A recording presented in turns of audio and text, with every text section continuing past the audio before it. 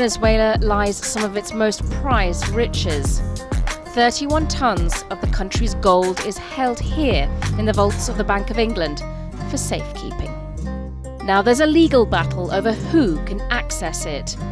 President Nicolás Maduro or opposition leader Juan Guaidó. Maduro says he needs the bullion to help fund the country's crumbling healthcare system during the coronavirus pandemic. However, attempts by Venezuela's central bank to access the gold began 2 years ago, just after Maduro won a contested election. The Bank of England never released it. Purchase your track today.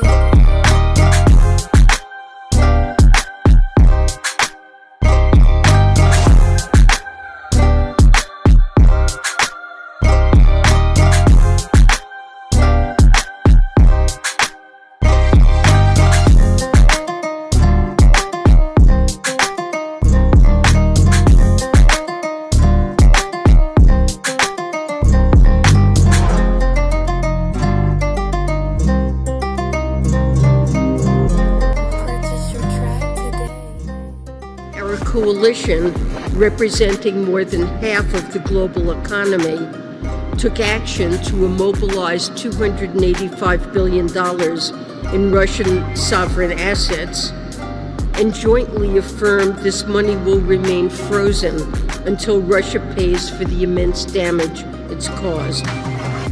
Now, the European Union's Foreign Policy Chief, Josep Borrell, has promised that the bloc takes 90% of revenues from Russian assets frozen in Europe and transfers them to buy weapons for Ukraine. Under Mr. Borrell's plans, proceeds from the assets, such as interest payments, would go to the European Peace Facility, which provides military aid to countries outside the EU. Russian officials have called that move potential theft. And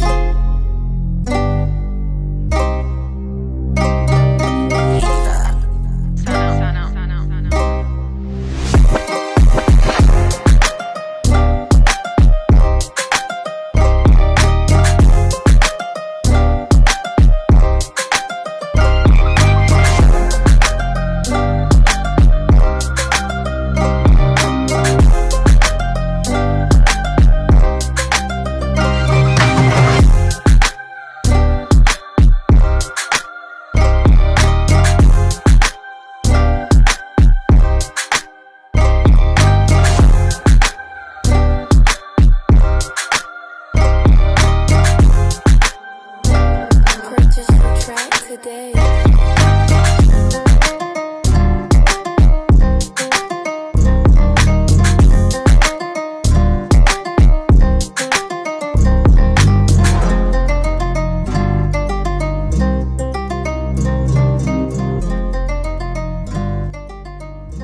An increasing number of countries are repatriating their gold.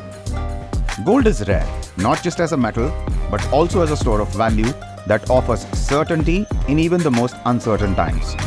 Central banks of all countries buy and store as much physical gold as and when they can for this reason. This gold can be stored both within the borders of the country and abroad. Caused partly by financial rout of the last year, more and more countries now are bringing their gold stored abroad home. While global financial rout is only partially responsible, a key factor behind it is one US decision: the decision to unilaterally sanction Russia. Now the news is that 3 African countries have decided to repatriate their gold and foreign reserves from the USA. And what does that mean? They have decided to withdraw their gold and foreign reserves from the United States. And these countries are Nigeria, Ghana, and Cameroon. But the US decision to freeze almost half of Russia's $640 billion of gold and forex reserves in response to the invasion of Ukraine has triggered what some are calling an irreversible shift in how countries are dealing with the storage of their gold. A Reuters report quoted a central bank anonymously, saying, "We did have gold in London, but now we are transferring it back to our own country to hold as a safe haven asset and to keep it safe." And this trend is likely to continue as trust in Western institutions is depleting, all because of the West's decisions.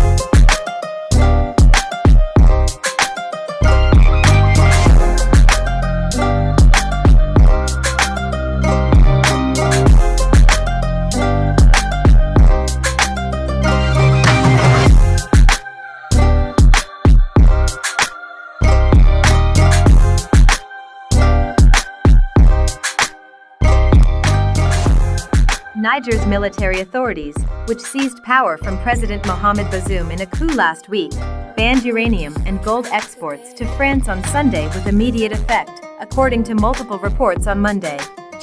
Has, with immediate effect, banned the issuing of export permits for artisanal and semi-finished gold, as well as other precious stones mined in the country. This decision was made public in a statement from the country's Ministry of Energy, Mines and Quarries, released on Tuesday, 20th February 2024. The ministry. Zimbabwe recently became the first African country to introduce a gold-backed currency. It's called ZiG, short for Zimbabwe Gold. The new notes come in denominations from 1 ZiG to 200 ZiG. Zaga zao zao zao zao. Purchase your track today.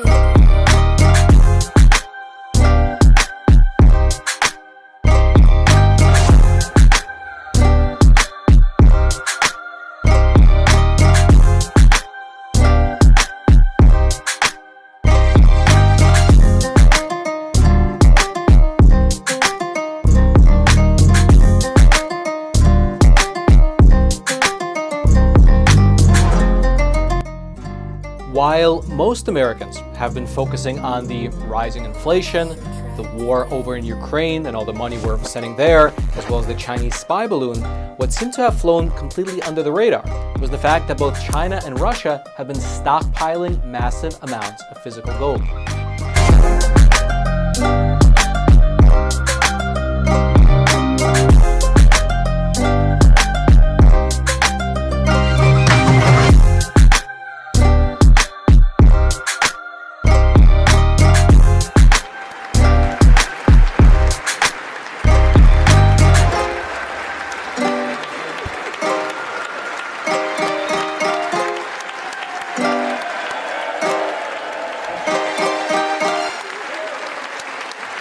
Thank you so much.